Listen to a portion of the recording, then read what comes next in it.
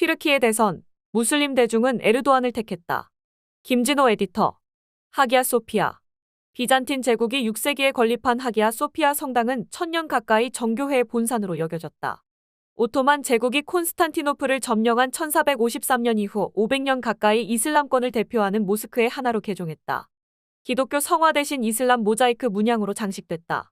1923년 서구식 민주공화국이 건립된 뒤 다시 기능이 바뀌었다.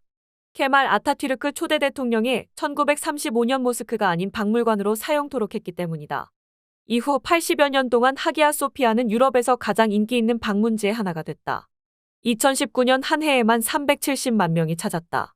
회칠한 벽면 속에 고스란히 보존돼 있던 기독교 성화는 종종 관광객들에게 무슬림을 에둘러 비난하는 소재로 활용됐다. 건물의 기능이 다시 바뀐 것은 2020년 7월 레제프 타이이프 에르도안 대통령이 모스크로 되돌려 이슬람 예배를 보도록 했기 때문이다.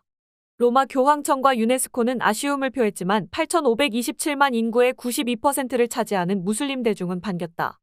에르도안 대통령은 지난 28일 튀르키예 대선 결선 투표에서 52.18%를 득표해 재선에 성공했다.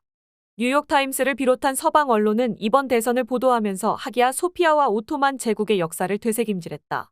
바로 서방이 튀르키예를 바라보는 시각이 엿보이는 대목이다. 유네스코의 비난은 유럽과 아시아, 기독교와 이슬람을 아우르는 인류 공통의 유산을 특정 종교에 돌렸다는 논리에 집중됐다. 무슬림 대중의 마음을 사는 것은 에르도안 정치의 출발점이자 지난 20년 집권의 기반이었다. 하기야 소피아의 개종은 에르도안의 정의개발당이 히잡 착용 금지 조치를 폐지한 것과 같은 맥락이다. 케말의 세속주의는 학교와 공공기관에서 여성의 히잡 착용을 거부했고 이는 많은 무슬림 사이에서 불만의 씨앗이었다. 또 다른 불만의 씨앗은 에르도안 이전 튀르키예 정부가 유럽연합 가입을 추구했지만 서방으로부터 거부된 굴욕의 현대사가 잉태했다. 서방을 향한 짝사랑은 에르도안 이전부터 시효가 끝나가고 있었다. 세속주의를 일부 훼손했다고 해도 튀르키예는 사우디아라비아나 이란과 같이 정교일치의 국가가 아니다. 종교의 다양성을 인정하고 있다. 관광객의 하기야 소피아 방문도 여전하다. 에르도안의 탈세속주의를 반서방 반기독교 무슬림 민족주의로 해석할 수 없는 이유다. 지난 28일 튀르키예 대선 결선 투표에서 승리한 에르도안 대통령은 당일 연설에서 케말에게 안녕을 고했다. 이 중에 의미가 있는 것으로 읽힌다. 케말은 47.82%를 득표해 패배한 케말 클르츠다로올로 공화인민당 후보의 이름인 동시에 케말 아타튀르크의 이름이기도 하기 때문이다. 이번 선거가 단순한 인물 대결이 아닌 에르도안 대통령이 추구해온 대통령제 강력한 국가와 클르츠다로올로 후보가 표방했던 서구식 의회주의 민주국가라는 이념의 대결이었기 때문이다. 서구식 의회주의는 세속주의와 함께 튀르키예의 아버지로 추앙받는 아타튀르크가 유훈으로 남겨놓은 국가적 정체성의 핵심이다. 아타튀르크가 설립한 공화인민당은 케말주의의 본산이다. 지난 2월 5만여 명이 숨진 대지진으로 드러난 부패한 정권의 엉터리 건축허가 문제와 이후 허술한 사후 대책, 40%를 웃도는 물가 상승률 탓으로 어느 때보다 정권 교체 가능성이 높았지만 에르도안은 임기를 5년 더 확보했다. 에르도안의 승리이자 서구 짝사랑을 접고 독자적인 길을 걷겠다는 에르도안 노선이 여전히 아나톨리아 대중의 마음을 장악하고 있음을 의미한다.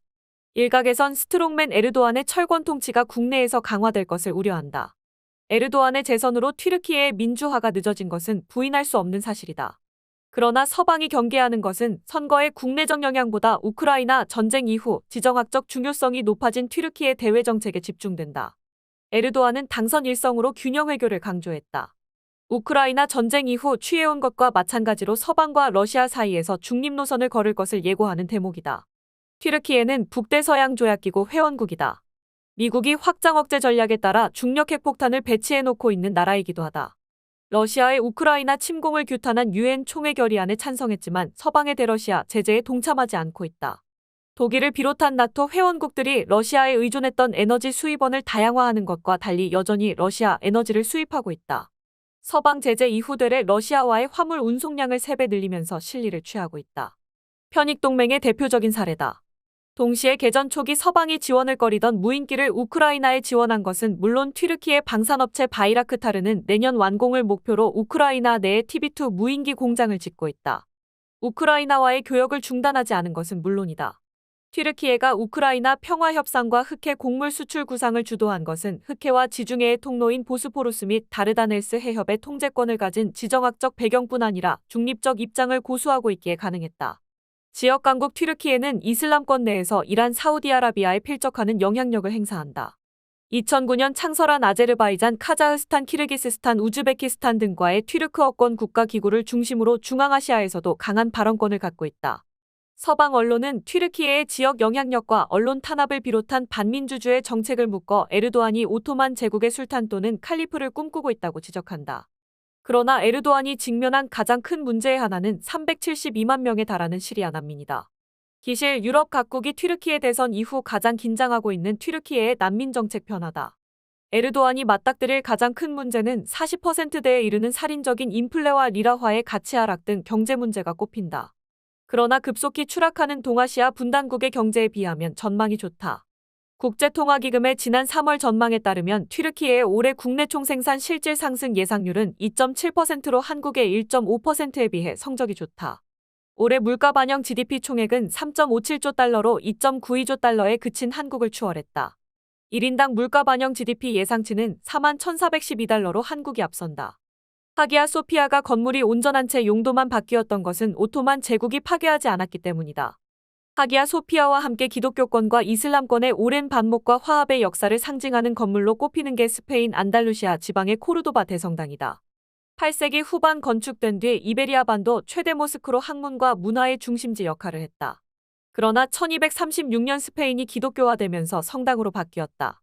미나레트는 종탑으로 바뀌었고 건물 내부는 도저히 개종이 불가능할 정도로 개조됐다. 유네스코는 코르도바 대성당의 박물관화 또는 중립화를 언급조차 한 적이 없다.